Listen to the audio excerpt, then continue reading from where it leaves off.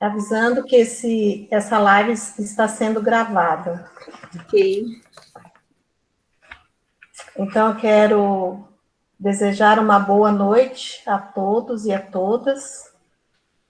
Eu sou Dulcineia, educadora, pesquisadora do Grupo Mosaico, que é coordenado pelo professor Vanderlei, e estou muito feliz em fazer a mediação dessa conferência, que tem como tema a importância de Paulo Freire a partir da experiência teórico-prática, com a professora doutora Margarida Montejano da Silva.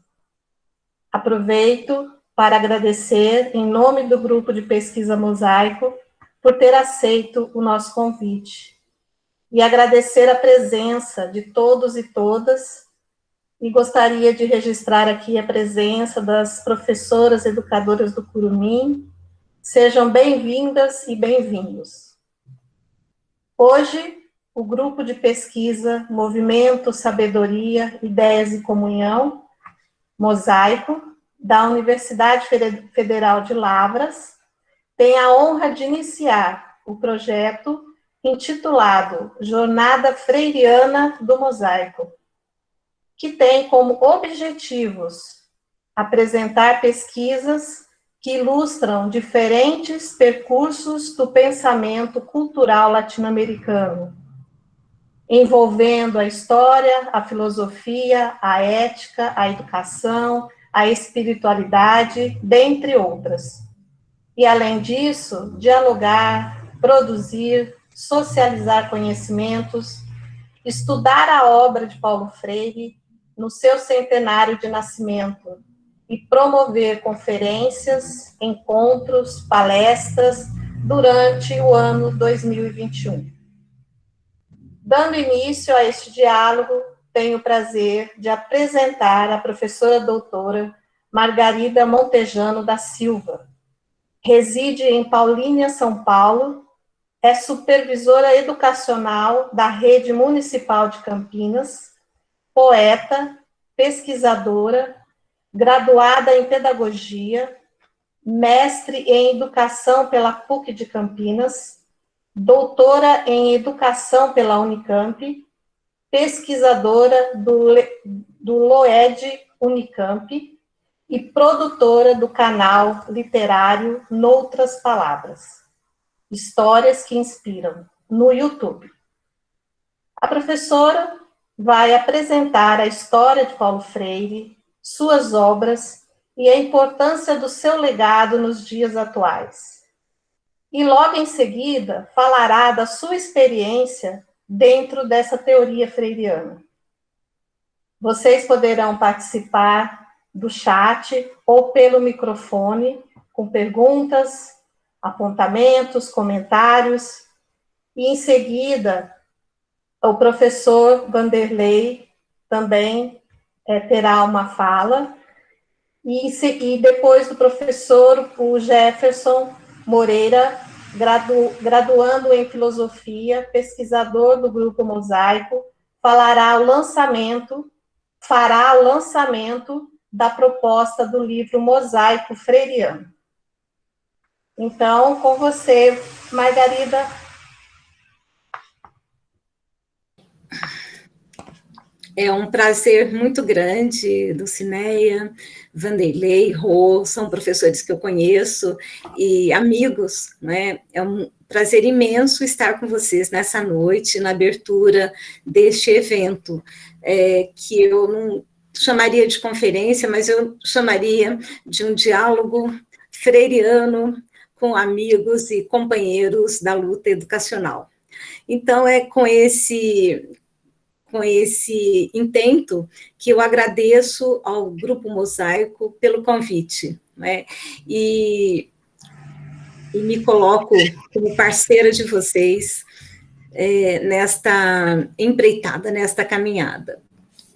É importante, né, pensar nesse centenário de Paulo Freire e na necessidade de discuti-lo, não é, à luz dos tempos atuais.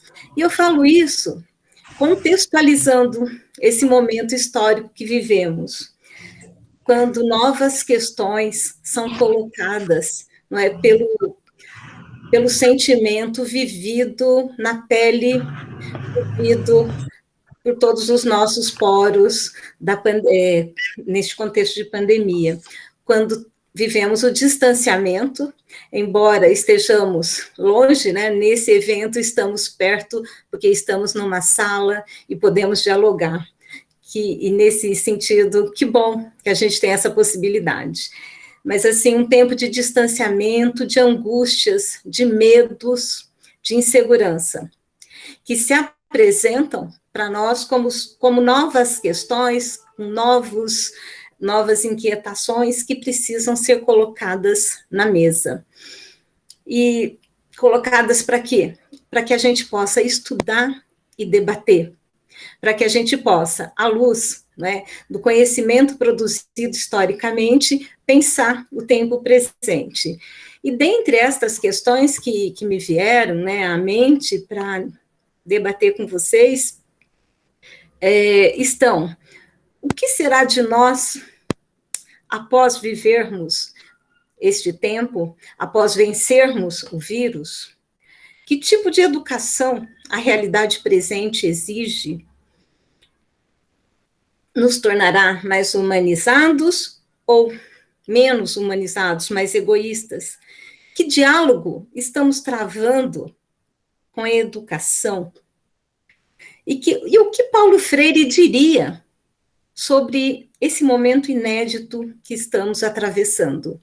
Eu digo atravessando porque nós conseguiremos ultrapassá-lo. Ele será história daqui a pouco e outros momentos inéditos virão.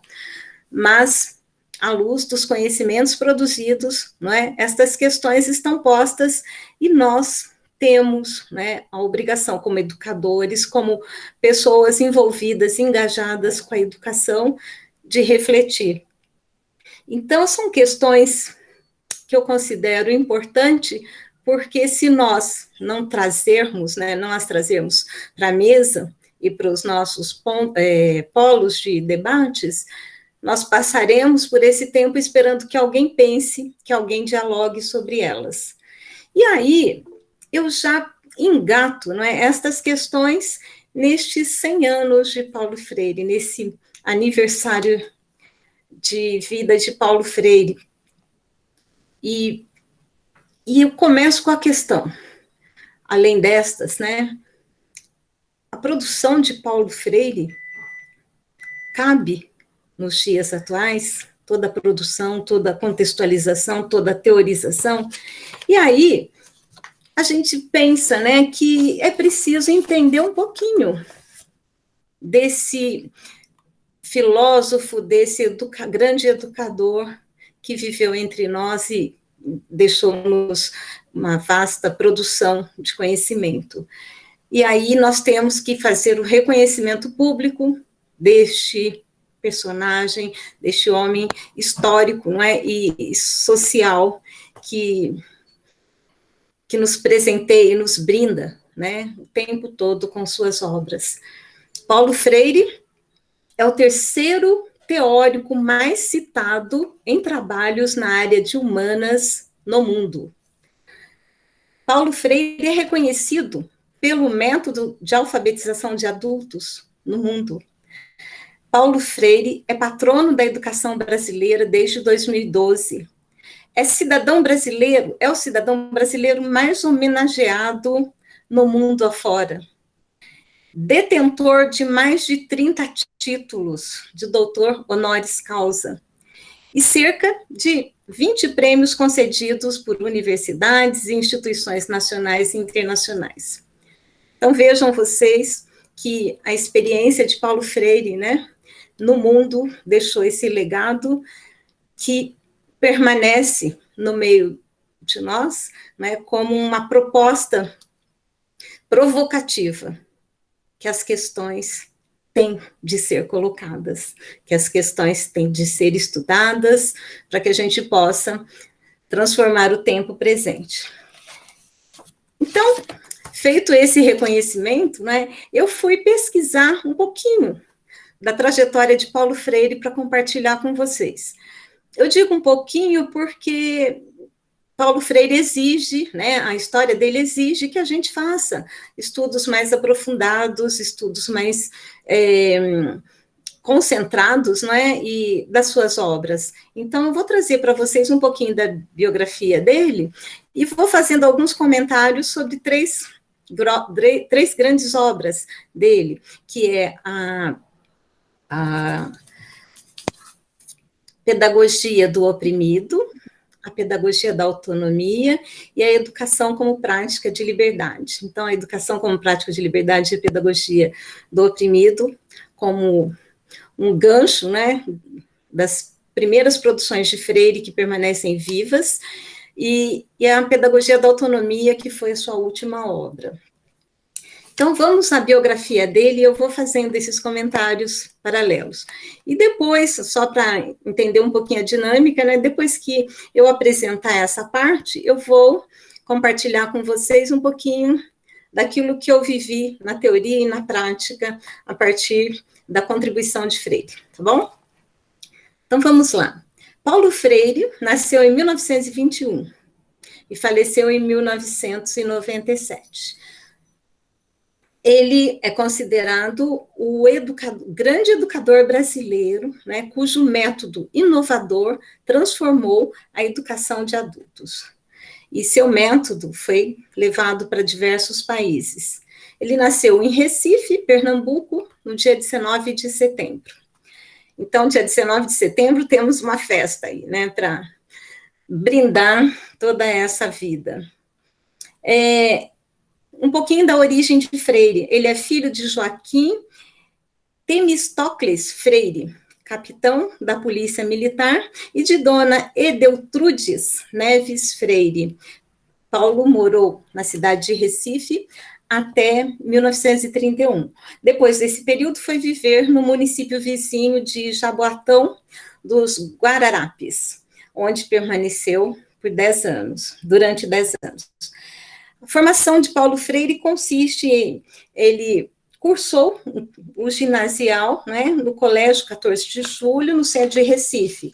Com 13 anos, ele perde o pai e coube à sua mãe a responsabilidade de educar os 4 filhos. Sem condições de continuar pagando escola, sua mãe pediu a um diretor do Colégio Oswaldo Cruz que lhe concedeu matrícula e, posteriormente, matrícula gratuita, e transformou Paulo Freire no auxiliar de disciplina e, posteriormente, em professor de língua portuguesa. Em 1943, Paulo Freire ingressou na Faculdade de Direito de Recife. Então, essa foi a formação básica de Paulo Freire. Quanto à carreira, depois de formado, Paulo Freire continuou atuando como professor de português no Colégio Oswaldo Cruz e de filosofia da educação na Escola de Belas Artes da Universidade Federal de Pernambuco.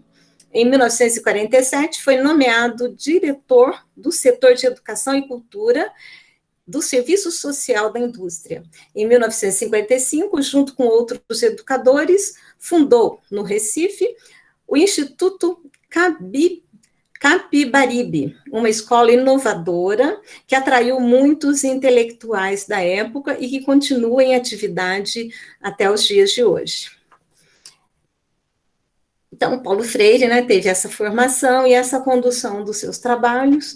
E aí, antes de continuar com a sua biografia, eu vou falar um pouquinho das influências que foram sendo geradas, né, gestadas e desenvolvidas neste grande educador. E para a gente entender um pouquinho a dimensão universal da obra de Freire. Então, Paulo Freire sofreu influências diversas. Seu pensamento humanista inspirou-se no personalismo de Emmanuel Mounier, bem como no existencialismo, na fenomenologia e no marxismo. Contudo, não se pode dizer que Paulo Freire seja eclético.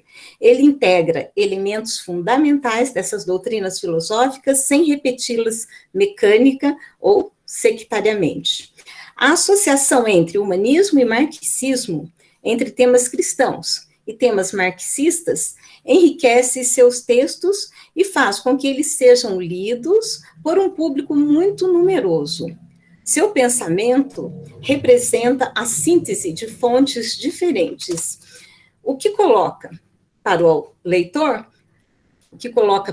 iniciante o problema de aprendê-lo de forma global. Essa parte que eu acabei de ler é uma produção e uma interpretação, né, da produção de Freire por Gadotti. Ele classifica o Paulo Freire dessa maneira. Então, olhando para essa forma de ver o autor, né, a gente pode entender que Paulo Freire faz uma síntese das diversas influências, portanto, não é eclético, é pluralista. Se sustenta na pedagogia do diálogo, o que significa que Paulo Freire tem um ponto de vista, e a partir dele dialoga com os temas.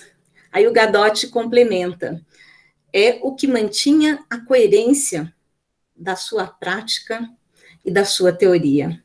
Paulo era, acima de tudo, um humanista. Seria a única forma de classificá-lo hoje. Então, Gadotti, que é um estudioso de Freire, traz essa contribuição. Então, para a gente entender um pouquinho, né, o que é um sujeito que se utiliza de várias teorias e a traduz, né, com outro olhar, com uma outra forma de interpretá-las, mas ao mesmo tempo respeitando-as, mas engendrando-as, né, no cotidiano. Parte da realidade, especialmente latino-americana, mas não se limita a ela. É o ponto de partida. Dialoga com as outras realidades. Assim, a sua teoria é universal. A teoria de Paulo Freire intenciona a justiça, a igualdade e a humanização na sua radicalidade como um direito legítimo de todos, porque humanos somos. E a libertação é um dos princípios fundamentais de sua obra. Paulo Freire apresenta uma criatividade intelectual que dialoga com as teorias e vai para além delas. Em suma, Paulo Freire dialoga com as diversas correntes filosóficas sem lesá-las. A teoria de Paulo Freire trata-se de uma teoria revolucionária. É um resgate do sentido da utopia e é exatamente a dimensão ética que lhe confere atualidade e distinta importância. Então, a gente pode concluir que quando Paulo Freire vai a essas fontes, ele não as lesa, ele não as desmonta a ponto de transformá-las noutras teorias, mas ele, com a criatividade que lhe é característica, né, ele as traduz à luz da realidade. Então, a teoria de Paulo Freire, ela continua, não é, válida, não só porque há opressão no mundo, mas porque ela responde às necessidades fundamentais da educação, complementa Gadotti. E aí, a gente vai pensando, né, toda essa fundamentação teórico-filosófica que Paulo Freire se respalda, né, bebe dessas fontes, faz com que a pedagogia freiriana surja no contexto educacional brasileiro.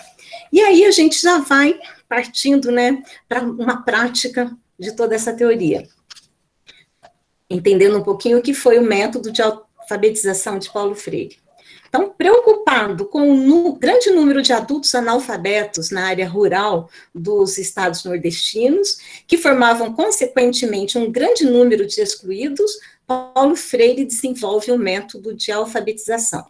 Sua proposta de ensino estava baseada no vocabulário do cotidiano e da realidade dos alunos. As palavras eram discutidas e colocadas no contexto social do indivíduo. Por exemplo, o agricultor aprendia as palavras cana, enxada, terra, colheita. A dona de casa trabalhava com receitas, com afazeres domésticos, coisas do seu cotidiano, educação dos filhos, que davam, não é, as condições do trabalho educacional acontecer. Os alunos eram levados a pensar nas questões sociais relacionadas ao seu trabalho. A partir das palavras base é que ia se descobrindo novos termos e ampliando o vocabulário. Então, o primeiro projeto usado, o método de alfabetização de Paulo Freire, ganha vida. E essa iniciativa do educador foi aplicada pela primeira vez em 1962 na cidade de Angicos, no sertão do Rio Grande do Norte, quando foram alfabetizados 300 trabalhadores da agricultura. O projeto ficou conhecido como 40 Horas de Angicos. Os fazendeiros da região chamavam o processo educativo de praga comunista. Entre junho de 63 e março de 64, foram desenvolvidos cursos de capacitação de coordenadores em várias capitais dos estados. Estavam previstas a instalação de 20 mil círculos de cultura para atender 2 milhões de pessoas. Só que tudo isso foi ceifado, né, no momento político que o Brasil vivia, né, quando o golpe militar de 1964, né, acusa Paulo Freire de agitador e o mesmo é levado para a prisão, onde passou 70 dias no cárcere. Em seguida, após ser libertado, se exilou para o Chile. E durante 5 anos desenvolveu trabalhos e programas de educação de adultos no Instituto Chileno para a Reforma Agrária. Então, a gente percebe, assim, que todo um movimento de produção de um conhecimento voltado para a prática e modificação de um cenário real, onde os trabalhadores rurais, na sua maioria, eram pessoas analfabetas, é ceifado, né, por um sistema que não via com bons olhos o trabalho de Paulo Freire. Muito bem. E neste tempo, né, que Paulo Freire é exilado, ele produz 2 grandes obras. Uma ele termina, né, no seu exílio, e outra ele começa e termina também durante o exílio. A primeira obra que ele vai finalizar é A Educação como Prática de Liberdade. E aí a gente pode fazer uma citação dele, né, para entender um pouquinho. Ele diz assim: a educação é um ato de amor, por isso, um ato de coragem. Não pode temer o debate, a análise da realidade. Não pode fugir à dimensão criadora, sob pena de ser uma farsa. Então, Paulo Freire já começa dizendo que a educação é um ato de liberdade, né? E aí a gente vai entendendo um pouquinho, né, como que essa fundamentação teórica que nós falamos ainda há pouco, global, ela vai interpretando a realidade e traduzindo esse homem que precisa ser educado, que Paulo Freire, com a sua sensibilidade, enxerga. Existir ultrapassa viver, porque é mais do que estar no mundo, é estar nele e com ele. Então, olha que coisa mais bonita, né? Não adianta só viver, nós precisamos existir, e existir vai além. O existir é individual, contudo, só se realiza em relação com os outros existires. Ou seja, eu não existo sozinha, eu existo com o outro, eu me transformo na medida em que eu me relaciono com o outro. E aí ele traz alguns conceitos que são muito importantes e que a gente vai ver ao longo da sua obra, né? Existir é transcender, discernir, dialogar, entendendo dialogar aqui como a comunicação, como a participação, não o dialogar só só na sua ao pé da letra, né? Mas o dialogar transformado no comunicar e no participar, como exclusividades do existir.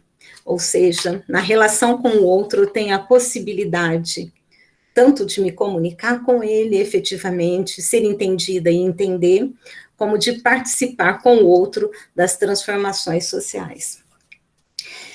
Uma coisa importante também que ele traz é a questão das experiências adquiridas. Aí Paulo Freire vai dizer que, herdando a experiência adquirida, criando e recriando, integrando-se às condições do seu contexto, respondendo aos seus desafios, objetivando-se a si mesmo, a si próprio, discernindo, transcendendo, lança-se o homem num domínio que lhe é exclusivo, o da história e o da cultura. Então, só para reforçar, existir é mais que viver, não estamos sós no mundo. Transcender, discernir, dialogar, são exclusividades do existir. A arte de dialogar e transformar a realidade e a nós mesmos. E é interessante, né, eu acho que vale uma reflexão aqui, que as nossas experiências anteriores, elas são fundamentais para que a gente prossiga e para que a gente as supere, não é? Então, não podemos dispensá-las, não podemos negá-las. Então, a realidade vivida, ela é fundamental, e Paulo Freire vai esclarecendo isso ao longo do seu trabalho, como ponto de partida, criando e recriando, fazendo a história e a cultura a partir do vivido, reescrevendo-as. Interessante, ele traz um outro conceito importante, que é o da integração. E ele diz, na sua obra, integrar-se é diferente de acomodar-se. Integrando-se às condições de seu contexto, respondendo aos seus desafios e entendendo que a integração significa ajustar-se à realidade acrescida da possibilidade de transformá-la, diferente da acomodação. Quando eu me acomodo, nada acontece. Quando eu me integro, eu estou abrindo a possibilidade de transformar aquele cenário, aquela realidade em que eu vivo. E é interessante, eu vou ler um pequeno trecho que fala, né, de uma interpretação de Paulo Freire, que se eu ler para vocês que essa interpretação foi escrita a partir da realidade, né, da década de 60, vocês poderão pensar, não, esse pensamento de Freire responde a um outro momento histórico. Vou ler para vocês. Na opinião de Paulo Freire, o que se percebe dia a dia é o homem simples, esmagado, diminuído e acomodado, convertido em espectador, dirigido pelo poder dos mitos que forças sociais poderosas criam para ele. Mitos que, voltando-se contra ele, o destroem e o aniquilam. É o homem tragicamente assustado, temendo vivência autêntica e até duvidando de sua possibilidade, ao lado do medo, da solidão, que se alonga com o medo da liberdade. Então, vejam vocês que um pensamento produzido sobre a década de 60, né, consegue ser atual, consegue traduzir o momentos, né, que a gente viveu e está vivendo. Então, Paulo Freire entende que o homem brasileiro, naquele momento, se encontrava num estágio de consciência transitiva, num primeiro momento ingênua, né? Dentro dessa ingenuidade cabe a simplicidade na interpretação dos problemas, a fragilidade na argumentação pelo forte teor da emocionalidade, pela prática da polêmica e pelas explicações mágicas. Que era possível, por meio de uma educação dialogal e ativa, voltada para as responsabilidades sociais e políticas, se chegar à consciência transitiva crítica, que se caracteriza pela profundidade na interpretação dos problemas, pela substituição das explicações mágicas por princípios causais, por se dispor sempre às revisões, por despir-se de preconceitos na análise dos problemas e, na sua apreensão, esforçar-se por evitar deformações, por negar a transferência de responsabilidades, por segurança na argumentação e prática do diálogo, e não da polêmica. Então, a gente pode perceber, assim, que Paulo Freire traz, não é, na sua obra, essa possibilidade da gente sair dessa consciência transitiva, né, ingênua, para uma consciência crítica. E essa consciência crítica vai fazer com que a gente supere aquelas reações impensadas, julgamentos,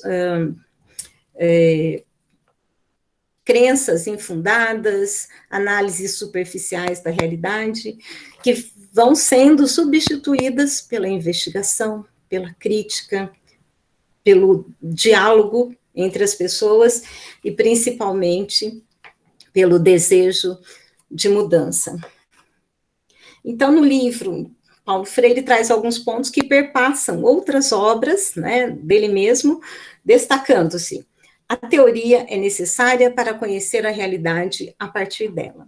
A importância da educação crítica e criticizadora, né, que é preciso caminhar em direção dela, de uma educação para a decisão, logo, uma educação corajosa, que desenvolva o gosto pela pesquisa e que desenvolva a consciência e a transformação do real.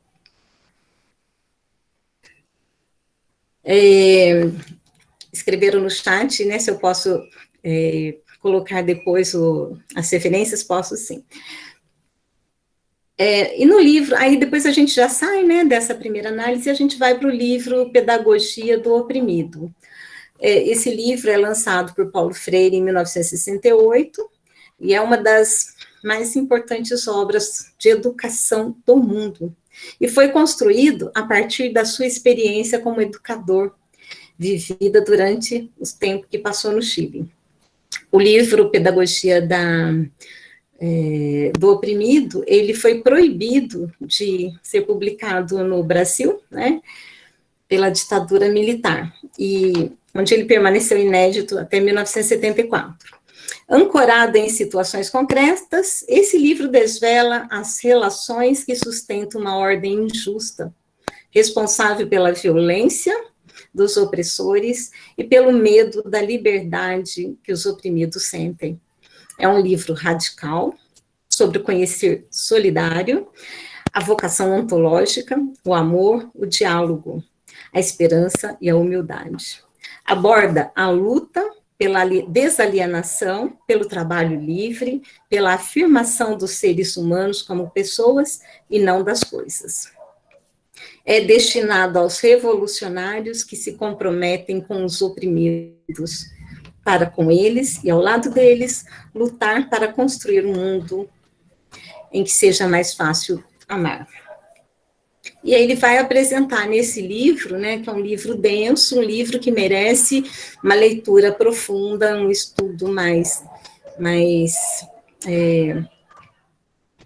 direcionado assim para compreender os seus conceitos, né, e de debate, né? Eu acho que vale a pena a gente estudar e debater esse livro no sentido de compreendê-lo e para que a gente também possa, né, ir além do que Paulo Freire escreveu. Ele apresenta a contradição entre o opressor e o oprimido, né, e vai mostrando que na medida em que os sujeitos vão dialogando com a realidade, dialogando entre si, vão tendo a possibilidade de fazer a reflexão sobre esses contextos, eles vão saindo do nível, né, de opressão e caminhando para a libertação, Eu acho que o mais bonito, né, desse livro é essa possibilidade do sujeito se libertar do estado de opressão. E é bacana também que ele vai trazendo, né, ao longo do livro, a ideia de que o opressor também é oprimido, e de que o opressor teme, né, não ter esse lugar de oprimido. E, por outro lado, enquanto o oprimido ainda não tem uma visão crítica desse seu estado, ele olha para o opressor e ele almeja um dia ser daquele jeito, uma coisa muito contraditória, né? Mas na medida em que ele vai descobrindo e percebendo que ele precisa sair deste estado, porque não é um estado bom, ele vai avançando e provocando, né, situações em que deixa o opressor temeroso. Né? Por isso que Paulo Freire era considerado um sujeito perigoso para a sua época. E, se a gente pensar, né, e traduzir para os dias atuais, ele continua sendo, porque ele faz com que a gente pense esses estados. Aí a gente volta um pouquinho, né, para a biografia do Paulo Freire, porque, veja, isso aconteceu em 68 e 60, de 63 a 69, e depois ele vai só retornar para o Brasil em 80, né? Mas é importante lembrar que durante esse tempo que ele esteve exilado, em 1969, ele lecionou na Universidade de Harvard, durante 10 anos foi consultor especial do Departamento de Educação do Conselho Municipal de Igrejas, em Genebra, na Suíça. E aí o educador viajou por vários países, né, dando consultoria educacional, por isso ele se tornou, né, esse ser do mundo, acho que a gente pode chamar assim. Depois, em 80, com a anistia, Paulo Freire retorna ao Brasil, estabelecendo-se em São Paulo. Aí ele foi professor da Unicamp, da PUC, e atuou como secretário de Educação da Prefeitura de São Paulo, na gestão de Luiza Erundina. E aí, a gente chega em 1997, quando Paulo Freire produz o livro Pedagogia da Autonomia. Então, vejam, 3 obras valiosas, né, que nós trazemos aqui. E a Pedagogia da Autonomia, né, ela vai tratar dos saberes necessários à prática educativa. E foi a sua última obra produzida. Então, a gente pode dizer que a obra, né, Pedagogia da Autonomia, ele vai resumindo os saberes e as questões que motivam a prática docente, né, e enfatizando que ensinar não é só transferir conhecimento. Trata-se de um convite, não é, apaixonado e intenso a todo profissional que aspira a ser educador. Ele deixa claro que os saberes necessários, né, para você ser um profissional da educação, ser um professor, estão vinculados, né, a um processo de humanização, a um processo político, ético, estético, histórico, social e cultural. Por outro lado, esses saberes denunciam a necessidade de o professor assumir-se como um ser pensante. No livro, ele vai trazendo, né, as qualidades do professor e as necessidades dele fazer essa interação com os alunos. E uma dessas, né, peculiaridades é que o professor tem de ser curioso, né? Professor pensante, curioso, que duvida e faz de sua fala um aprendizado de escuta. Ou seja, o professor sai daquela condição daquele que sabe tudo e daquele que somente fala, para aquele que tem a humildade epistemológica, capaz de escutar, capaz de compreender a realidade dos alunos e de aprender, né, com ela as possibilidades de educação, de ensino para com seus alunos. Humilde, que embora se reconheça condicionado pelas circunstâncias sociais, econômicas e culturais, não é um ser incapaz de gestar transformações. Competente, que estuda, se prepara e tem domínio do conteúdo que ensina. Domínio do conteúdo que ensina. Por fim, um sujeito generoso consigo mesmo, né? Porque nessa generosidade, né, ele consegue alcançar o aluno, e o aluno consegue também aprender com ele. E aí uma citação, né, do livro Pedagogia da Autonomia que eu trago é: se a educação não pode tudo, alguma coisa fundamental a educação pode. Se a educação não é a chave das transformações sociais, não é também simplesmente reprodutora da ideologia dominante. Então é isso. E então, fazendo a trajetória, né, por essas 3 obras e pela biografia do Paulo Freire, a gente percebe que ele tem outros livros, né, que eu posso depois passar as referências, mas ele traz essa contribuição a partir do vivido, não a partir apenas da teoria.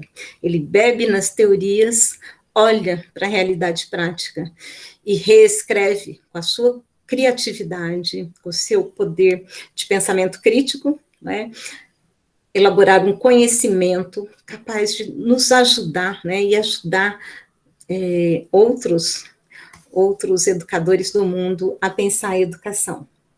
Mas antes de finalizar essa parte, eu queria só contar que, em 1944, o Paulo Freire se casou com a Elza Maria Costa de Oliveira, professora primária com quem teve 5 filhos. Após a morte da primeira esposa, casou-se 2 anos depois com Ana Maria Araújo Freire, conhecida como Nita Freire. Eu fiz questão de trazer essa parte, né, da vida pessoal de Freire, porque ele valoriza demais, não é, a presença feminina na sua formação, no seu trabalho. Tem um livro dele que se chama Por uma Pedagogia da Pergunta, e numa das passagens do livro, ele diz assim, que na formação dele tem uma lacuna muito grande, que é a prática pedagógica. E essa prática pedagógica ele aprendeu com Elza. Ele ficou 40 anos casado com Elza, e ele traz esse reconhecimento do poder da mulher, do poder da companheira, do poder da educadora, que com ele construiu uma história. E ele diz: a prática eu aprendi com Elza, porque ela sim viveu essa prática, essa lacuna eu tenho em minha carreira, né? Eu tenho em minha formação. E então depois ele também, em outras passagens, ele vai falar dos aprendizados com as filhas, não é? Com a segunda esposa, mostrando que a gente aprende com o outro, né? O outro próximo distante. Mas o tempo todo estamos num exercício de ensino e aprendizagem. É isso, essa primeira parte eu estou parando por aqui, aí depois eu passo as referências que me ajudaram a compor esse material que eu apresentei.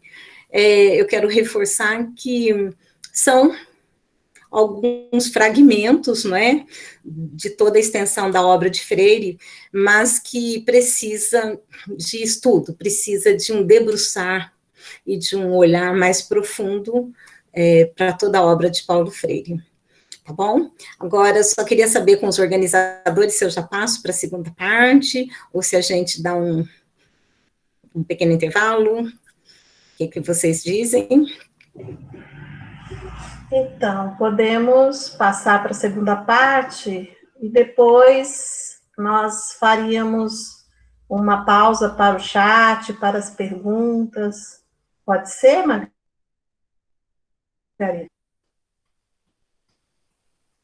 Seu microfone está fechado, Margarida.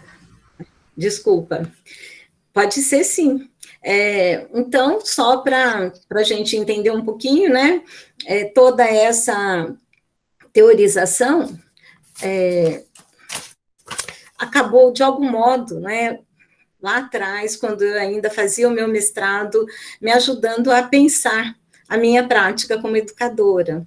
E aí, eu fazendo, né, o meu mestrado, morando na cidade de Espírito Santo do Pinhal, eu conciliei, né, num projeto de pesquisação, a dissertação que eu vou apresentar para vocês agora, só para vocês entenderem que ela estava vinculado a um projeto de pesquisa na universidade, mas também vinculado a uma prática efetiva na realidade de Espírito Santo do Pinhal, uma cidade de base ruralista, né? E que, não sei se vocês conhecem, mas ela tem um histórico muito grande de pessoas que vieram, né,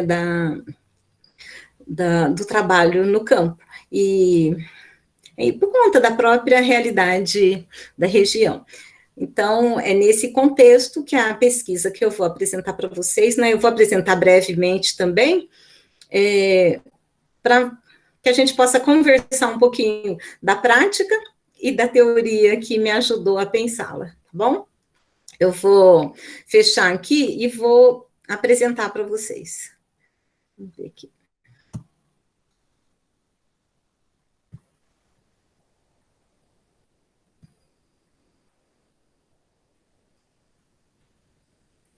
Está aparecendo para vocês? Está aparecendo? Sim. Está, sim. Sim. Tá nítido? Eu não sei como é que eu coloco isso em tela grande. Eu acho que tá dando para ver o que está escrito? Tá, sim. Então, tá bom.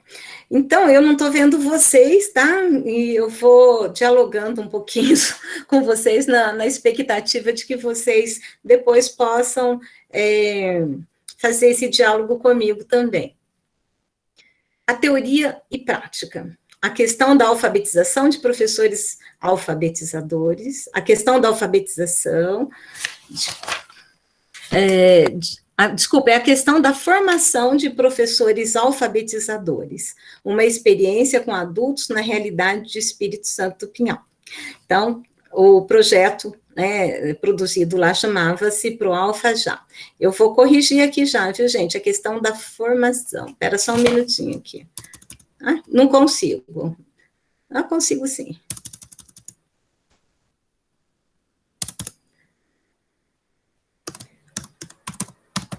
Pronto, a formação. Joia. Então, esse projeto de pesquisa, ele foi desenvolvido, né, eu fiz o mestrado na PUC, em 2 anos que ele aconteceu. A pesquisa, ela durou um pouco mais, né, mas o projeto, ele serviu como base nesses 2 anos, base de investigação. Então, quais eram os objetivos da pesquisa?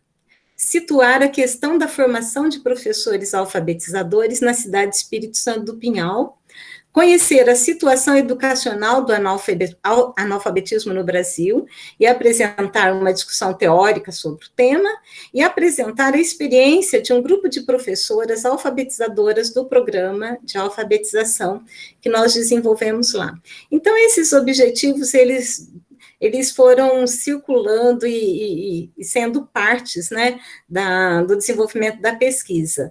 E nesse meio de tempo, eu fazia, né, toda uma leitura investigativa da contribuição de Freire, porque havia a intenção, né, primeira, de conhecer a situação do analfabetismo no Brasil, no Brasil e em Pinhal, mas também de pensar uma forma de atuar frente a essa realidade.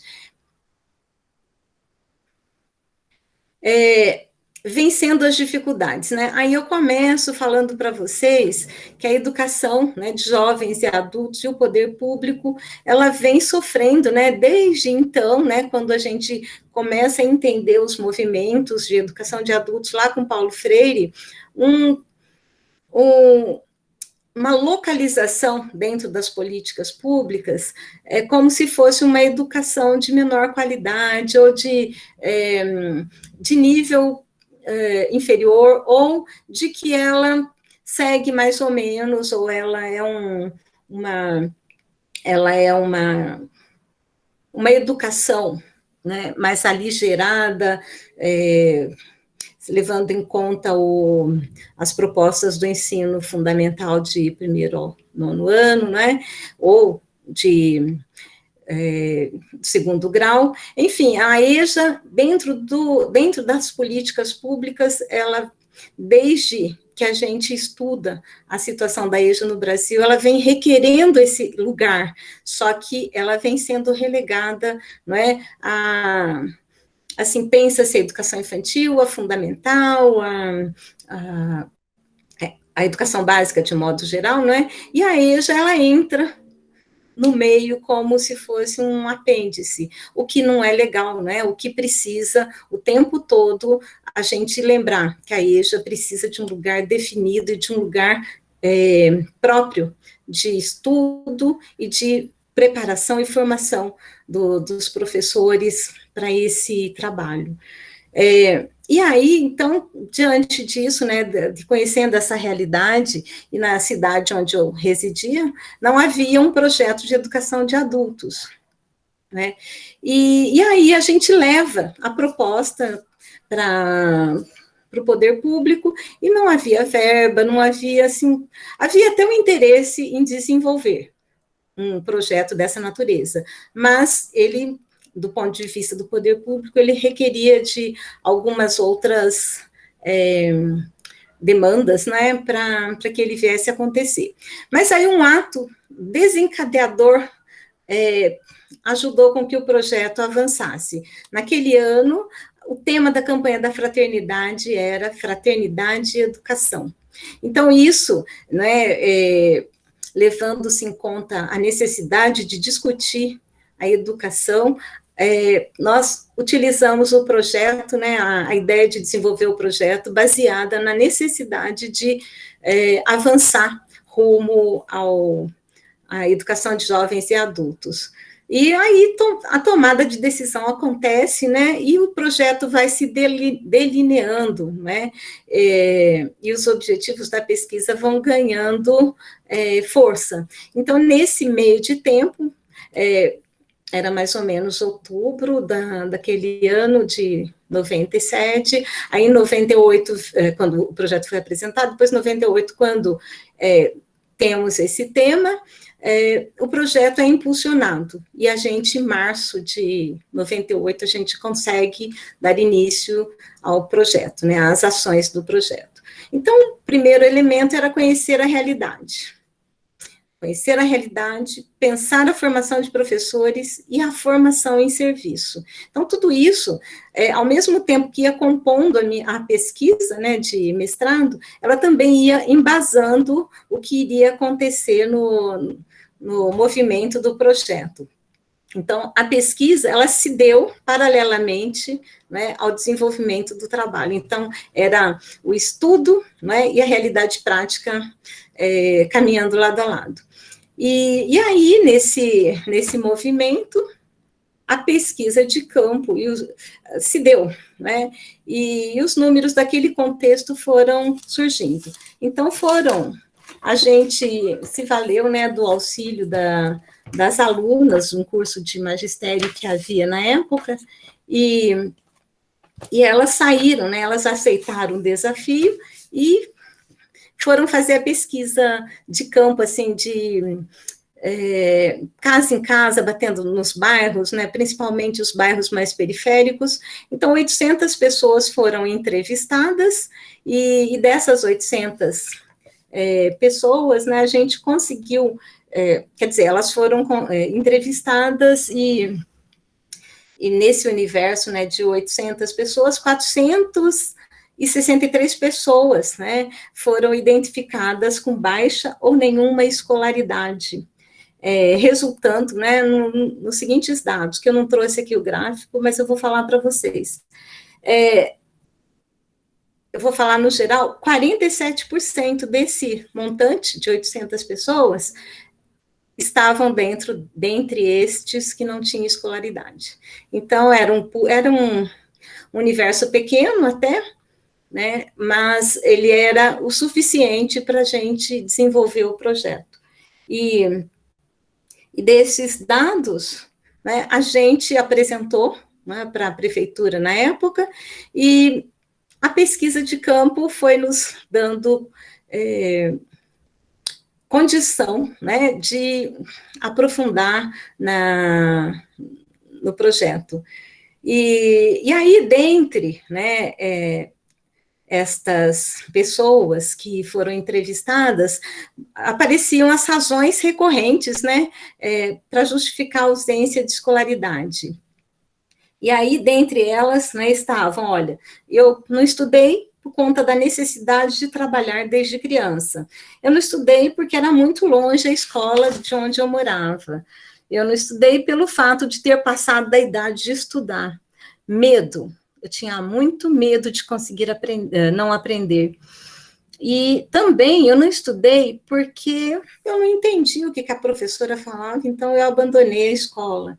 E aí a gente foi um pouco mais além e perguntou para eles, né? Bom, se vocês, isso dentro do questionário da entrevista, se vocês apontam todos essas razões, não é? Quais as dificuldades que vocês encontram no dia a dia? Aí apareciam, né, as dificuldades. Eu não tenho segurança para muitas coisas, né? Eu sinto que às vezes eu sou enganado. Eu sou dependente, né? Às vezes chega uma carta, chega um documento, eu não sei ler. Eu preciso de imagens, de cores, às vezes, para me localizar, para identificar determinadas coisas. Eu não consigo um trabalho legal. E quando eu consigo, o salário é sempre mais baixo, né? Enfim, eram questões que eles traziam, que eram as grandes queixas que foram dando a conhecer ao projeto a necessidade de um trabalho. E aí, quando a gente apresenta isso para o poder público, né, a gente precisa de trabalhadores, né? Quem vai topar entrar nessa luta conosco? Aí faz-se todo um movimento, né, uma apresentação pública do projeto, pelo jornal, pela rádio, a gente convida os educadores que pudessem, né, ou quisessem, tivessem disponibilidade para assumir conosco. E aí, de várias pessoas que apareceram, se inscreveram, 11 professoras voluntárias, né, aceitaram o desafio, né, e aí éramos eu e mais uma professora como coordenadora do projeto. E aí a gente vai ver, né, que a luta não é fácil, ela vai se dando nos embates, a gente precisava organizar como é que esse trabalho se daria. E aí a gente entra, né, numa outra seara.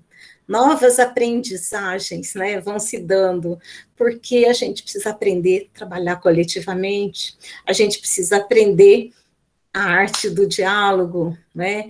E a teoria e a prática freiriana vai se dando ali, porque o projeto requeria uma formação desses professores em serviço. Então, essas professoras tinham já algumas eram professoras, outras não, mas de formação, mas requeria um outro tipo de fazer pedagógico.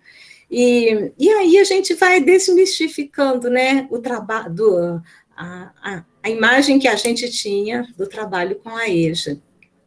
E é interessante, né, se a gente tivesse mais tempo, a gente podia discutir com mais propriedade. Mas nessa formação vão aparecendo as impressões das professoras, né, nessas formações. E dentre elas, né, não vou ler todas para vocês, vou ler 3 que eu selecionei aqui. Uma constatação, não, uma forma de ver o adulto que não sabe ler e escrever.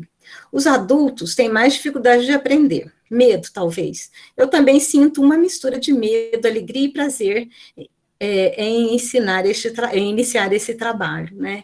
Então, a professora via o medo do outro, a insegurança, mas ela também apresentava esse medo. São pessoas com vontade de aprender, mas com pouco conhecimento. Então, essa leitura, essa leitura de que o outro sabe menos. Eles não sabem muita coisa, são como cegos. Acredito que já se acomodaram devido ao tempo e à idade. O sentimento que eu tenho agora é de insegurança. Então, dentre outras, né, impressões iniciais das professoras, havia toda essa ideia de que o aluno tem pouco conhecimento, que o aluno é como cego, que vai ser difícil o trabalho com ele. E essas inseguranças, né, essas impressões, elas foram sendo trabalhadas ao longo do projeto, ao longo das formações e ao longo da reflexão sobre a prática. E aí, no final, a gente recorre a elas novamente e constrói, né, outras impressões produzidas pela prática. E isso fazia parte, né, dos objetivos da formação em serviço, ou seja, não dá para a gente preparar uma formação inicial apenas e lançar os professores no campo. É preciso que as interações sejam ressignificadas o tempo todo. E aí vamos, né, percebendo, né, como é que os núcleos de alfabetização vão se dando. A gente chamava assim os núcleos. Então, aprendendo e ensinando, e mais aprendendo que ensinando, né? Isso era uma primeira constatação. A realidade ensina, não é fácil. Trabalhar, né? Principalmente eram pessoas que já tinham um trabalho e elas faziam esse além, né? E então abraçar essa causa era um comprometimento, um compromisso difícil, mas dava a elas assim, e dava a nós, né? Porque eu fazia parte do grupo, a responsabilidade da continuidade. E com isso, né? A gente ia preparando os caminhos, preparando e buscando essa formação para que a gente tivesse condição de seguir em frente. E onde esses núcleos de educação, né, de alfabetização acontecia? Nas igrejas, nos centros comunitários e na cadeia pública. Eu coloquei no plural, mas era uma única cadeia. E a gente ia até esses locais, né, e trabalhava com os adultos que se inscreviam para o trabalho. E enfrentando as dificuldades, né, medo de fracasso, ansiedade, cansaço, alguns alunos desistiam no caminho, a gente ia até a casa deles, a pedagogia que a gente trabalhava incluía muito, assim, a questão da afetividade, né, então, os alunos, eles se tornavam próximos, e aí uns cuidavam dos outros, então a gente tinha esse compromisso, né, quando um estiver meio cansado, meio desanimado, a gente tem que reanimá-lo, né, a gente tem que ir atrás. Então os alunos apresentavam esse compromisso e os professores as professoras ficavam ansiosas, né, por não perder os alunos no meio do caminho. E aí a gente via que quando isso acontecia, era por um motivo muito assim, drástico, né, tipo, eu não consigo chegar do trabalho e ir para a aula, né, ou eu tenho que ficar em casa porque não tem ninguém que fique com os filhos, enfim, eram motivos reais, né, que se justificavam, mas a gente ia atrás, a gente buscava, e também era permeado a gente fazia muito, eles gostavam de eventos, né, com música, com sanfona, com comida que eles traziam, enfim, o trabalhar a educação com eles era sempre embasado na realidade deles e também nessa alegria do encontro. E é interessante, eu acho que vale a pena eu expor aqui, que a gente trabalhava dentro dessa metodologia freiriana, de trabalhar com os temas geradores que eles nos forneciam, né? E a partir desses temas a gente produzia material e junto com eles a gente construía os entendimentos, né? De modo que a música, a letra da música, ou então a receita, ou então a produção de algum artesanato, ou então a realidade do trabalho na roça, tudo isso entrava como temas para a gente discutir. E a partir desses temas, a gente punha as realidades na mesa, né? Então, por exemplo, quando aparecia o tema, eu estou, eles traziam assim que o relacionamento na família não estava legal, os filhos estavam desobedientes, paraná, eles traziam assim nas conversas gerais. Aí a gente pegava, né, esse problema que eles traziam, e a gente tirava desses problemas qual era o eixo, né, para a gente discutir, né, e muitas vezes aparecia a desobediência, né, porque eles achavam que o filho tinha que ser obediente. Aí a gente trabalhava a questão, né, o que era obediência e o que era autonomia. Então, a gente ia nessa direção. Era fácil? Não. A gente levava um tempo muito grande para chegar nesse nível de conversa. Mas a gente ouvia, né? A gente aprendeu muito a questão da escuta. Ouvir do jeito que eles trazem e a gente, a partir do jeito que eles traziam, a pensar como é que a gente conduzia os debates. E como que a gente preparava esse material? A gente fazia reuniões, né, semanais, uma vez por semana a gente se reunia e trazia a realidade capturada e pensava junto formas de transformar aquilo em material pedagógico. Vencendo os desafios, superando a si mesmos, né? Eu vou ler para vocês só um pequeno trecho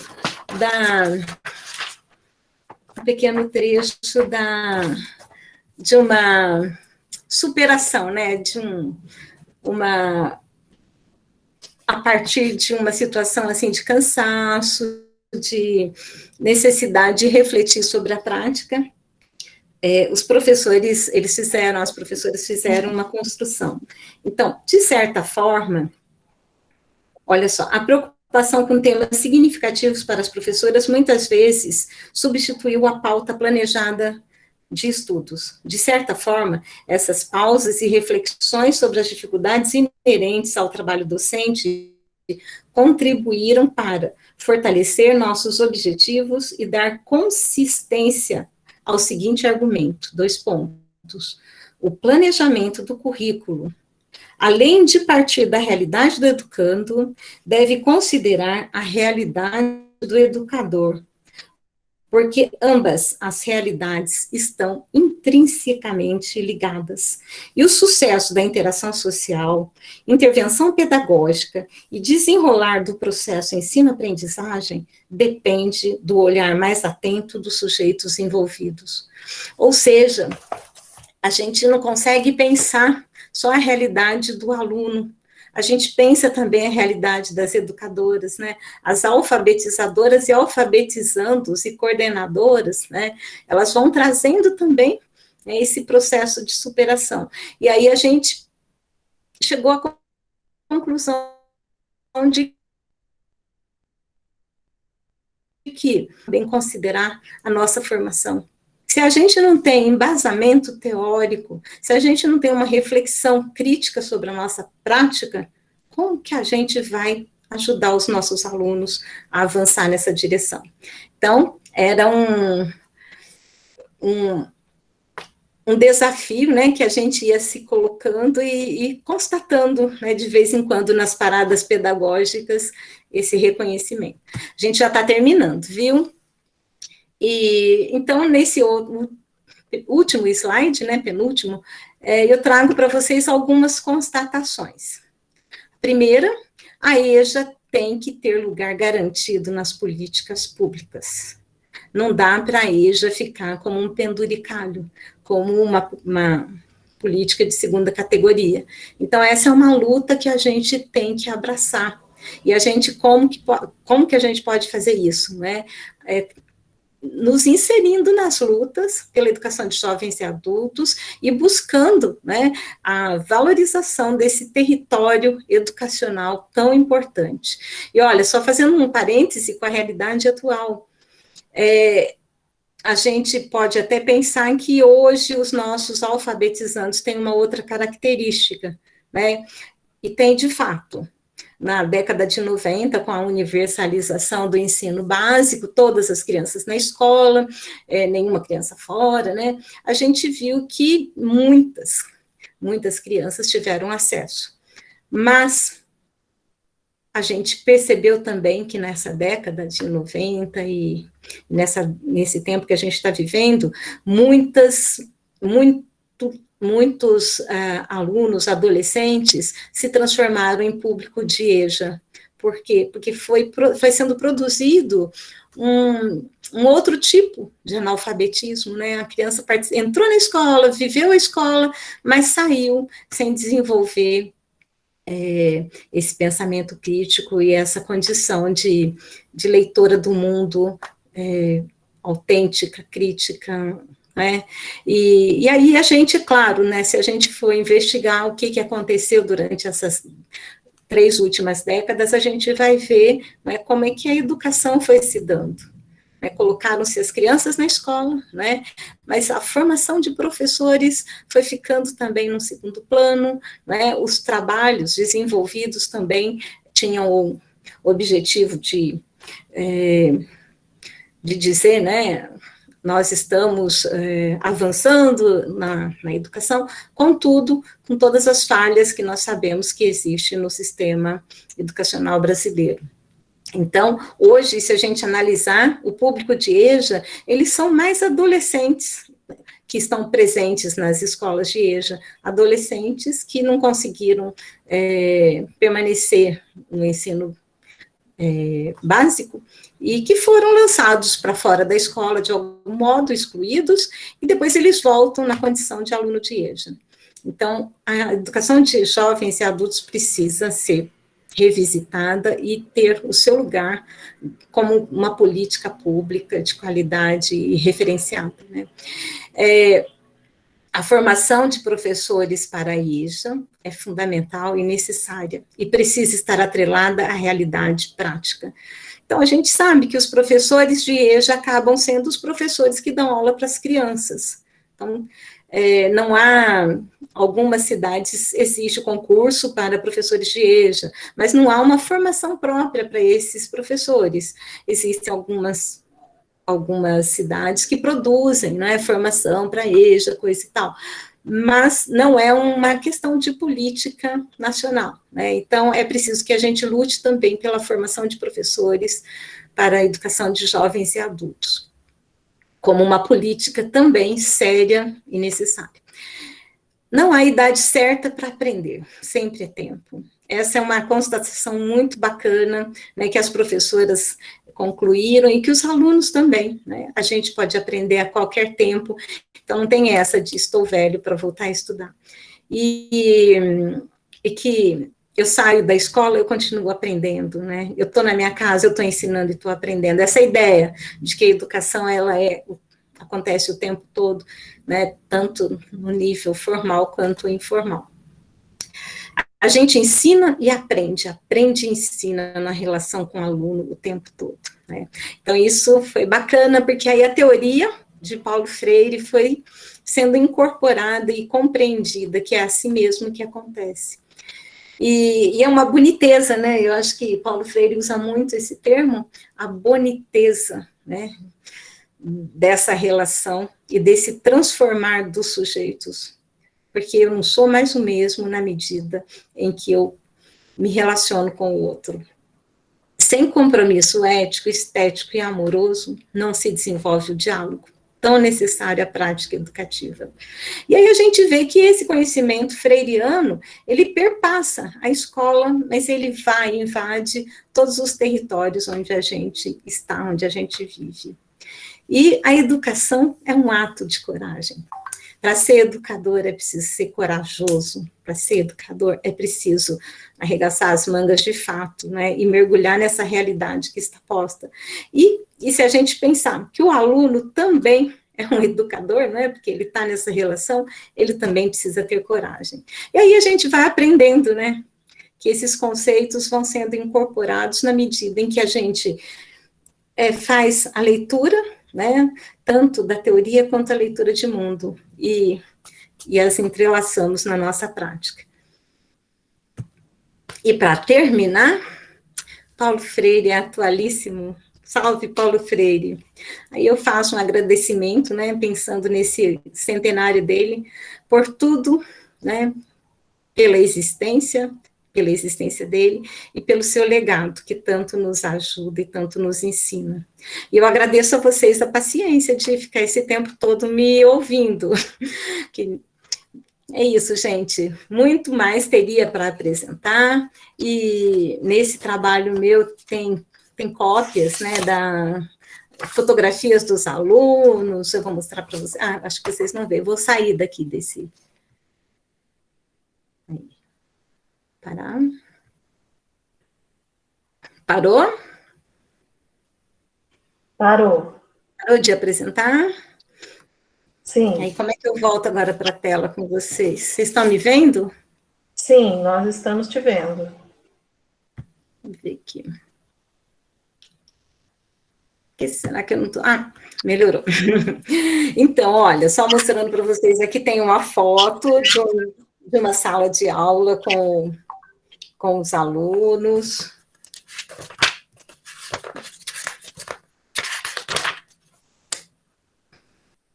A música e o cotidiano, um aluno que já estava alfabetizado escreveu Saudade do Matão, de Tunico e Tinoco. E aí a gente trabalhava, né, a construção do texto e também ouvia a música. Aqui tem uma outra, Boneca Cobiçada, e então eles gostavam muito de trabalhar com a música porque vinha. E também tem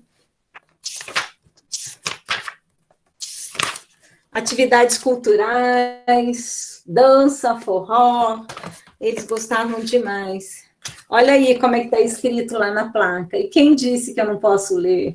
Então, a gente fazia muito movimento com eles, no sentido de... Aqui um encontro das educadoras. Enfim, gente, esse é o projeto de pesquisa que eu fiz e que eu tenho, assim, orgulho de ter vivido isso, né? Porque ele foi um momento forte para mim. Quando eu falei para o Vanderlei, quando ele me convidou, eu disse a ele, eu acho que uma palavra que define a minha relação com o projeto é a descoberta. A descoberta que a teoria, né, e a prática, elas têm que estar juntas. Eu não posso ficar só na teoria, eu também não posso ficar só na prática. Eu tenho que me alimentar dessa teoria e fazer com que a minha prática tenha sentido e ela seja ressignificada e reescrita. Então é isso, gente. Acho que eu cansei vocês, mas eu paro por aqui. Obrigada. Nossa, nós que agradecemos, Margarida, com tantas aprendizagens que tivemos aqui. Agradecer tantas contribuições que você nos trouxe, né? Começando aí pela história, pelas experiências e pensamento de Freire, né? Ele realmente foi um revolucionário, e aí ele fala, não me copie, mas me reinventem, né? E o que você nos trouxe agora, né, como prática freiriana, mostra bem isso, né? E a importância da formação do professor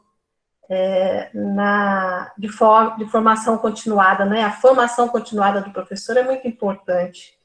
Você trouxe de forma brilhante isso. Eu estava relembrando a minha história também com essa prática freiriana, lá em 1986, né, quando eu também morava em Atibaia, São Paulo. Eu fui lá, revisitei as minhas memórias com a sua fala. Brilhante o seu projeto de pesquisa, eu só tenho que agradecer mesmo, e aí eu penso que tem muita gente também aí querendo falar, perguntar, fazer suas pontuações também, e aí eu vou para o chat, e o Jefferson pode colaborar, ou a Carol, se tem alguma pergunta.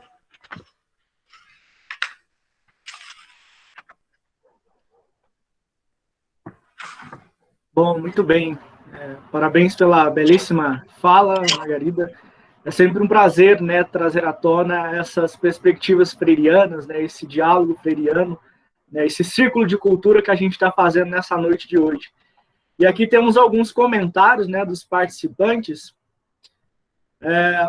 A Rô, né, perguntou, né, se você poderia passar para a gente as referências, né, depois a gente pode estar disponibilizando no Grupo Mosaico. E aí também, pessoal, né, falando excelente explanação, e o Fábio fez uma pergunta. Ele disse assim: muito grato, Margarida, a educação está no momento mais delicado da história. Gostaria que falasse sobre a invisibilidade da EJA nesse tempo de pandemia. Legal, uma boa questão, Fábio. Aqui em Campinas, para você ter uma ideia, a gente estava planejando a volta às aulas, e a EJA acontece à noite, não é? Então, planejou-se o dia, e a ideia de que à noite tem aqui em São Paulo, essa restrição, né, que as pessoas não podem sair a partir das 9, então a EJA ficou prejudicada, não dava nem para planejar o retorno da EJA se viesse a ser presencial. Mas a invisibilidade da EJA, eu acho que ela é anterior a pandemia, ela se intensifica na pandemia, então essa questão é muito importante.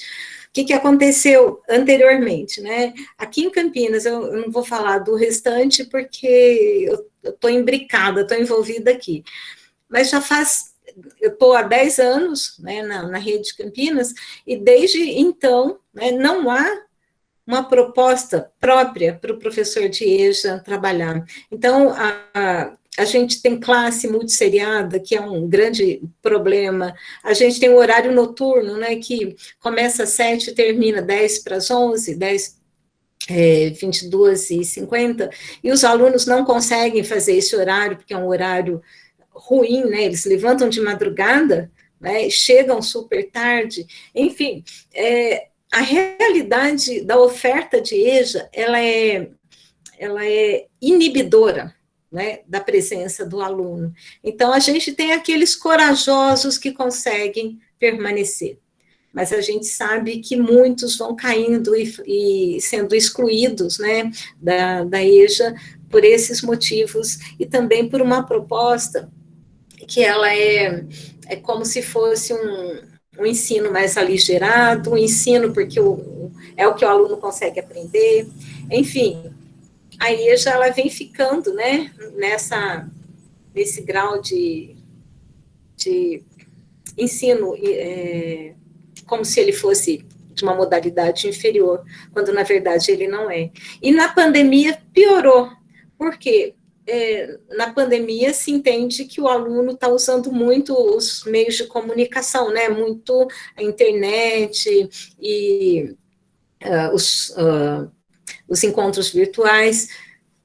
E se o aluno de EJA, os mais velhos, porque os mais novos, como eu disse, né, há uma jovialização desse público de EJA, eles ainda conseguem fazer esse manuseio, né, do instrumental tecnológico, mas a dona de casa, o trabalhador que saiu de madrugada e volta à noite, ele vai ficando no caminho também, porque trabalhar, não é, a educação presencial com EJA já tem tantas questões deficitárias, imagina no plano virtual.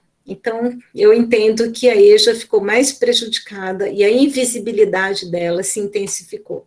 E eu acho, Fábio, que a gente precisa retomar essa conversa e a gente precisa colocar na mesa, né, essa problemática, porque a EJA é tão importante quanto as outras, os níveis de ensino. Tá bom? Não sei se eu respondi. A Joyce, tem um comentário, Joyce? Tenho, Margarida. Boa noite. Boa noite, Boa noite. todo mundo. Obrigada pela sua explicação, muito boa, muito clara. Você acabou de contemplar o que eu ia comentar sobre os adultos nessa perspectiva, né, da tecnologia, que qualquer instrumento ajuda muito desde que se saiba usá-lo. E aí, se nós, enquanto alunos de curso universitário, temos dificuldades, os professores tiveram, estamos passando ainda por uma adaptação, você imagina para uma dona de casa, para um pai de família. E aí, inevitavelmente, eu me lembro do meu pai, porque ele ama estudar, e numa concepção, né, que não está errada, porque a gente tem uma cultura onde é bonito, intelectual, você saber, você conhecer, e só que existe a vergonha. E aí eu queria conectar com o que você comentou antes, né? Na pesquisa com os adultos, quais eram os principais entraves e quais eram as queixas. E o que eu percebo, quer dizer, e claro, e de certa forma tanto tem o entrave do adulto em voltar para a escola, porque ele sabe que é um outro adulto, e aí, de alguma forma, a gente se julga, então eu me julgo inferior intelectualmente, quanto medo nosso como professores. Eu digo nosso não, porque não são só muitos, a gente muitas vezes por medo de trabalhar um assunto, evita. Então, se eu tenho a escolha, enquanto aquilo não for uma necessidade, ou enquanto eu não me sentir preparado, eu não assumo o risco. É claro que eu estou aqui simplificando, né, porque você precisa, assim, de um preparo, de uma didática, de método para trabalhar essas pessoas por essa questão, né. E eu coloco isso porque você falou o seguinte, e que me atentou aqui, de outro exemplo de casa, meu irmão. O meu irmão, ele sempre falou que não gostava de estudar, que não queria estudar, e ao final dos anos, nos anos finais do ensino médio, ele largou o ensino, e quando ele adquiriu idade para fazer o ensino num módulo mais curto, né, ele fez só para cumprir tabela. Então, olha, eu não estou falando de uma coisa tão, né, tão longínqua, eu estou falando de uma coisa recente, e como você bem trouxe para a gente, que eu não tinha nem parado para pensar, o quanto esse público está ficando mais jovem, e as coisas não estão melhorando, estão piorando. O restante se abarcou respondendo o Fábio, eu só tenho que agradecer. Legal, Joyce, mas é isso mesmo. A educação formal atual, ela exclui, né? Então, são os invisíveis também que vão vão caindo fora, porque eles não acompanham. Agora, tem uma questão importante que Freire traz, né? Eu acho que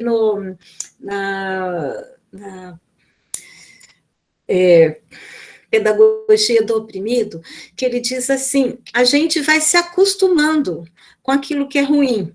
Então, os alunos se acostumam com o pouco trabalho, os professores se acostumam com o pouco desempenho dos alunos, e a gente vai sempre oferecendo menos. Eu dou menos, você dá menos, e a gente vai se acomodando, né? E a gente não vê a hora que termina o curso, ou a gente sai, né? Fala assim, não estou dando conta, porque eu não consigo acompanhar, e depois eu pego carona no supletivo. Eu faço num semestre 1 ano, 2 anos, enfim, é um jeito que o sistema se utiliza para resolver os problemas das pessoas e dizer, a pessoa tem a formação. Aí o que acontece quando ela vai para a universidade com uma formação deficitária? E ela não precisa nem ter feito o ensino supletivo, ela pode ter feito regularmente até o ensino médio, mas se ela não teve, né, um ensino capaz de fazê-la com que ela desenvolva a pesquisa, desenvolva o gosto pelo conhecimento, desenvolva o gosto pela leitura, o que vai acontecer? Ela vai para a universidade e não vai conseguir acompanhar. Aí ela tem 2 opções, né? Levar em frente e passar do jeito que dá, ou abandonar. Ou ela descobre que ela pode aprender. Aí eu só quero fazer um gancho com essa sua questão. Quando eu entrei no mestrado, é muito diferente, né? Eu acho que quem já fez o mestrado ou vai entrar vai saber disso, o mestrado, o doutorado. Depende de você, não depende do professor. E aí eu me matriculei e caí numa turma. Uma determinada turma, o Vanderlei era meu colega dessa turma. A professora, inclusive, depois foi a orientadora dele. Ela chamava a professora Olinda. E ela dava aula de história, eu não me lembro direito não, mas era assim, tratava toda a questão histórica e a sociologia da educação, não me lembro qual era a disciplina, mas o fato é que entrei nessa disciplina, já tinha vários alunos que já eram veteranos, e eu e uma colega entramos, né, como alunas novatas, sem leitura. A gente não tinha lido Marx, a gente não tinha lido Hegel, a gente não conhecia, assim, os autores que ela iria tratar. E aí a gente chega nessa turma, e essa turma, Joyce, tinha filósofos que já tinham uma base formativa. Eu vim da pedagogia, né, e a pedagogia, ela, pelo menos a que eu fiz, ela não me deu uma base filosófica, assim, histórica, capaz de dizer assim, olha, você está pronta para ir para o curso superior, pós-graduação. Aí, quando eu entro para essa turma, eu tenho a tendência a desistir, que eu começo a ouvir os colegas tratando de temas, né, como a dialética, como a transformação do real a partir da fenomenologia, enfim, todas as temáticas que não cabiam no meu nível de conhecimento. E aí uma colega falou assim, quer saber? Se você não tem base, sai fora. Eu falei, não, senhora, fui estudar, corri atrás dos autores, fui buscar ajuda, entendeu? Então, o que eu queria dizer é que, quando a gente entra para a universidade, a gente tem que ter esse gosto da descoberta, da busca, da necessidade de se formar no caminho. Porque no primeiro empecilho, quando você se deparar com uma temática complexa, a tendência é recusar, é sair, né? Então, eu falo para você, a educação básica nossa, né, no Brasil, ela precisa ser revisitada. E a EJA, com certeza, mais ainda. E a formação de professores, mais ainda. Bom? Obrigada, Margarida, obrigada mesmo. Já me deu um monte de outros comentários para fazer, mas como você já trouxe uma apresentação muito boa, eu nem vou me conter. Muito bem, temos aqui também o comentário da Viviane Aparecida Ferreira. Ela diz assim: fico encantada como Freire. Não apenas proporcionava dignidade para essas pessoas que, por motivos de necessidades, tiveram que deixar os estudos, mas a forma que ele tratava as feridas da alma da sociedade menos desfavorecida. Como ele deu voz aos que mais precisavam de fato. Isso me inspira afetividade, empatia, cuidado e amor. Sou apaixonada por Freire e toda a sua trajetória. Parabéns, Margarida. E a Alessandra Nascimento diz assim: fui aluna da EJA, não é fácil. Estudar e trabalhar tem que ter muita força de vontade. Hoje sou formada em pedagogia graças ao EJA. Que bacana. Eu vou comentar um pouquinho isso que a Viviane falou e depois a Alessandra. Mas eu vou começar pelo da Alessandra. Alessandra, eu acho que isso que você traz é muito importante, porque você conheceu, né, a EJA, que é proposta pelo sistema, né, e você venceu essa barreira de terminar um nível de escolaridade e entrar para um outro nível de escolaridade. E eu imagino quanto que você tem que correr, né, atrás dos conteúdos, o quanto que você tem que interagir, né, com as possibilidades que o conhecimento vai te dando. Eu falo isso para você porque eu vivi a mesma situação, a situação de uma formação pedagógica que necessitava ser mais aprofundada. E, no entanto, ela, talvez porque eu era jovenzinha na época e não valorizei muito, talvez porque não me foi dada assim, uma base tão aprofundada, mas em qualquer circunstância a gente tem que fazer esse movimento, né, de arregaçar as mangas e ir para a luta. Eu acho que você está certinho, tem que ter muita força de vontade, né, e que bom que você se formou em pedagogia, né, e que a EJA te ajudou nesse caminho. Mas eu acho que você tem as críticas à EJA também, né, e não sei se você quer falar sobre isso. Parabéns, professor Margarido. Excelente a sua colocação, mas o EJA, para mim, foi assim, um pouco que... Não foi fácil, mas eu venci. Sou muito agradecida ao EJA. Por eu estar onde eu estou hoje, eu agradeço ao EJA. Que bom. Que bom, fico contente que você conseguiu transitar, né, da EJA para a universidade. Sim. Parabéns, viu, pela sua luta aí. E Viviane, eu também sou, né, uma pessoa encantada com a proposta freiriana, né, e esse 100 anos de aniversário dele é muito significativo para mim, porque me faz pensar, né, o quanto que nós precisamos de teorias, né, revolucionárias quanto estas que Freire apresenta, e o quanto a educação brasileira necessita se debruçar sobre elas e buscar, né, saídas para aquelas questões que a gente traz dentro do peito, né, e que a gente sabe que precisam ser cuidadas. A afetividade, a amorosidade, o compromisso ético, tudo isso que ele traz significa, né, em outras palavras, respeito ao outro, respeito ao educando. E olha que sensibilidade é dele, né, de ter percebido isso como um homem simples, né, e como um estudioso da realidade, e como um estudioso de grandes teóricos, ele consegue sair desse nível, né, de uma teoria mais abstrata e chegar até a realidade e ajudá-la nessa transformação. Concordo com você, eu sou assim também, viu? Parabéns aí pela sua colocação. Obrigada.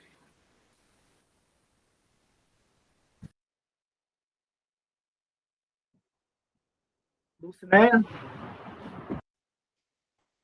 Muito boa as colocações, Margarida, tanto pelos participantes como pela sua fala, muito rica. Pena que o nosso tempo é pouco, porque nós temos muita sede de Paulo Freire, né? Então, agora eu vou passar a palavra para o Vanderlei.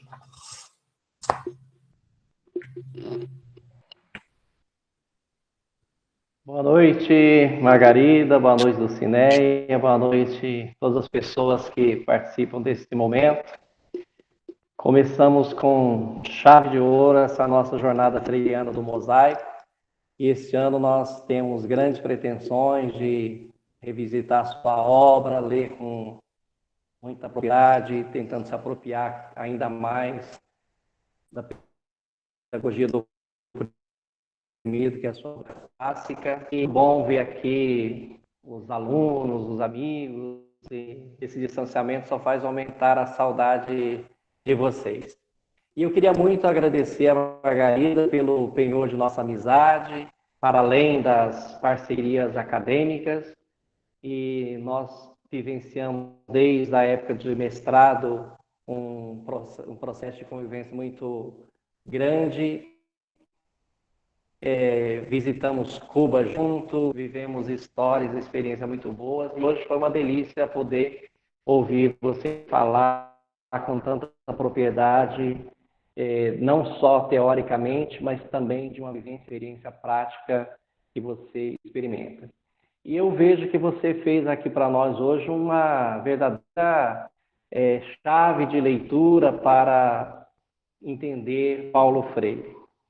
Porque Paulo Freire é exatamente essa figura que você bem caracterizou, um intelectual reconhecido no mundo e que escapa de qualquer nomenclatura, de qualquer enclausuramento teórico fixado, ortodoxo, rígido.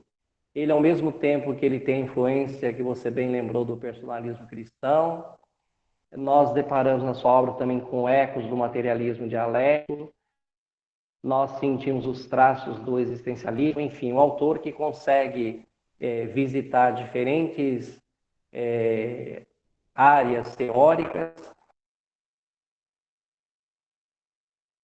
da pedagogia, que é o diálogo. Então, isso realmente é muito interessante. Uma outra chave de leitura importante que você traz é apresentando, dentre as inúmeras obras de Paulo Freire, você traz aí com muita propriedade essa trilogia que sintetiza de forma muito profunda o pensamento freiriano, que é a Educação como Prática da Liberdade, sua primeira obra no exílio no Chile, depois a obra clássica, que é a Pedagogia do Oprimido, e sua última obra, que é a Pedagogia da Autonomia. Então, são 3 livros que, na minha percepção, sintetizam todo o pensamento do Freire. As outras obras são ramificações, são variações sobre os temas, mas essas 3 obras, de fato, eu concordo contigo que é uma trilogia assim que sintetiza o pensamento freiriano.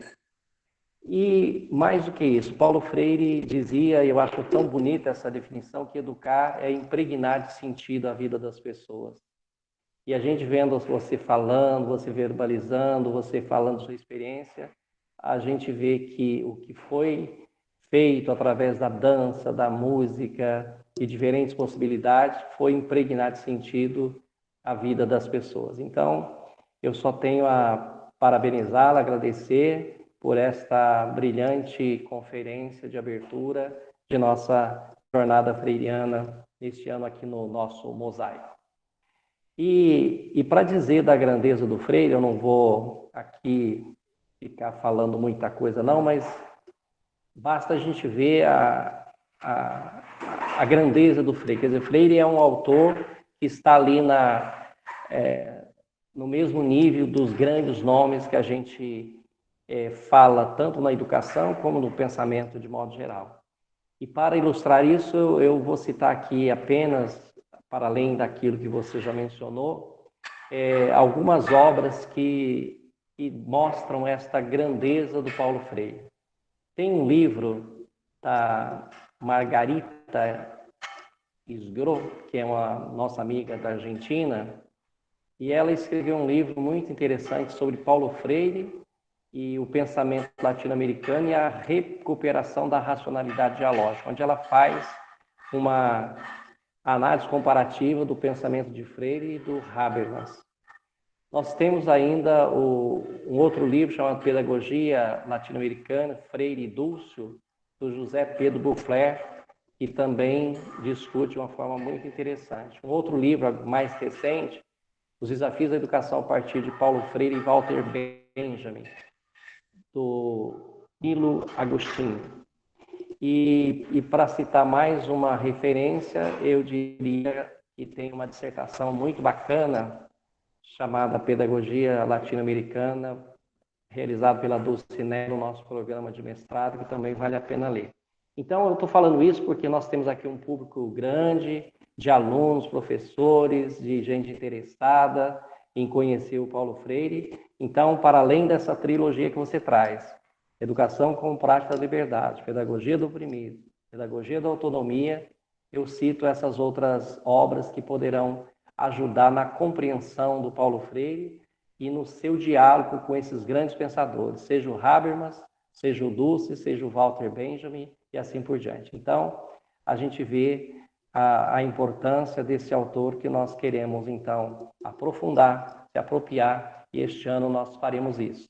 E começamos, então, muito bem com a sua grande conferência. Então, quero deixar aqui a você minha gratidão, eu abraço e aproveitar e estender esse abraço a todas as pessoas que participam aqui conosco e, mesmo distantes, sintam-se abraçados e brevemente eu espero estarmos juntos para, de fato, com muita proximidade, estabelecer esse diálogo afetivo, amoroso que o Paulo Freire tanto nos ensinou e continua nos ensinando. Então, um grande abraço e obrigado mais uma vez por essa participação tão brilhante aqui, ajudando nossas reflexões. Um abraço. Abraço a você, Vanderlei. Obrigada, Dulcineia, aí pela mediação. Ao Jefferson pelo contato, enfim, ao Rosário, e a todas vocês que participaram aí do chat. Foi um prazer estar com vocês, viu? E a gente se encontra em breve. Um abraço, quem sabe no dia 19 de setembro, né, no aniversário de Freire. Um abraço e até qualquer hora. Margarida, antes de você terminar a sua fala, né, que realmente foi muito boa, cresceu muito, né, e a reflexão aumentou. Eu queria que você falasse um pouco do seu projeto, né, que nasceu no meio de uma pandemia, que é o projeto literário, né, no canal Noutras Palavras, Histórias que Inspiram. Qual o objetivo, né, do projeto e como que nós podemos participar? Já que nós estamos falando de Paulo Freire, né, e um resumo da obra dele, da Pedagogia do Oprimido, é aprender a dizer a sua palavra, e eu penso que o seu programa condiz com isso tudo que ele quer. Que bacana, Du. Obrigada pela lembrança. Então, esse canal, Noutras Palavras, né, depois eu vou escrever aqui no chat, ele nasceu mesmo, né, desse desejo de dialogar com as pessoas. A princípio, eu tinha sido convidada para escrever alguma coisa para encaminhar para um lar de terceira idade, quando o convite dizia, olha, as pessoas estão precisando de interação, né? Você consegue fazer alguma coisa e mandar? Aí eu pensei, vamos trabalhar poesia, né? Vamos mandar poesia, pensar em condições desse diálogo com essas pessoas que estão confinadas. E então ele nasceu com esse propósito de atingir pessoas que estavam sozinhas e precisavam dialogar. E aí nós começamos a convidar pessoas que escreviam, né, poetas, para participar junto. E, no princípio, eu fazia leituras de algumas crônicas, de algumas histórias, de alguns poemas. Aí depois o programa foi adquirindo uma outra feição, né? Ele ganhou a conotação de que a poesia e a música, né, elas estão presentes na nossa vida. E começamos a fazer lives, e começamos a produzir a poesia e a música como produção artística, né, nesse contexto de pandemia. Então, vocês, entrando lá no canal, vocês vão perceber que tem uma interação, né, com a arte e um convite para qualquer pessoa que escreve, que deseja escrever, ou que queira, né, encaminhar algum texto, tudo isso é bem-vindo. Então, eu vou deixar aqui no chat para vocês participarem. Nós vamos começar agora em março, nós paramos em dezembro, em março faz um ano, né, da pandemia, a gente recomeça as atividades do canal. Mas todos vocês estão convidados, podem mandar poesia, podem escrever, podem compartilhar alguma produção de vocês que vocês gostariam de ver no canal, tá bom? Obrigada aí, Dulcineia, por essa oportunidade de falar do canal, e eu deixo o convite aqui para vocês, tá? Vou escrever no chat. Ok, Margarida, a gente que agradece. Devido ao nosso tempo já, né, prorrogado, assim, quase 2 horas de live, e assim, como eu disse, pouco tempo para a gente se apropriar de tanto conhecimento, né, sobre o pensamento de Paulo Freire, nós vamos deixar o nosso lançamento da proposta do livro Mosaico Freiriano para o próximo encontro, tá bom, gente?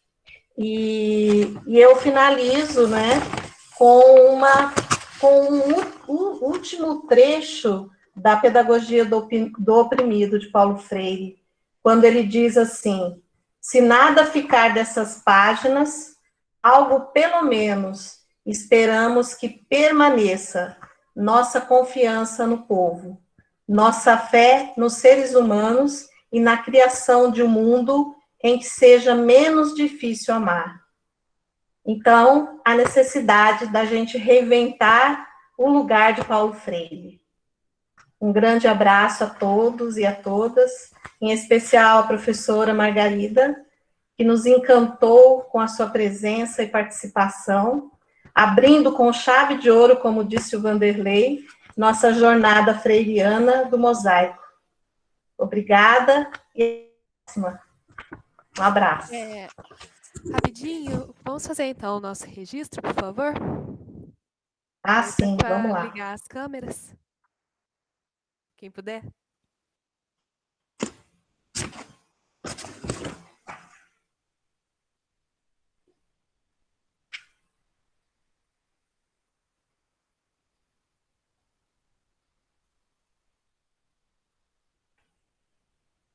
Mais alguém? Ó, Luan, vamos ver a Vivi.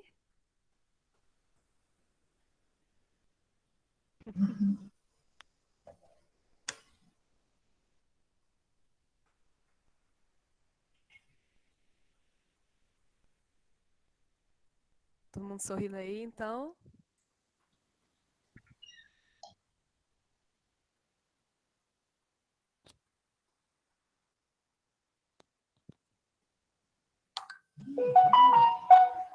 Mais uma para garantir? Certinho, gente. Obrigada.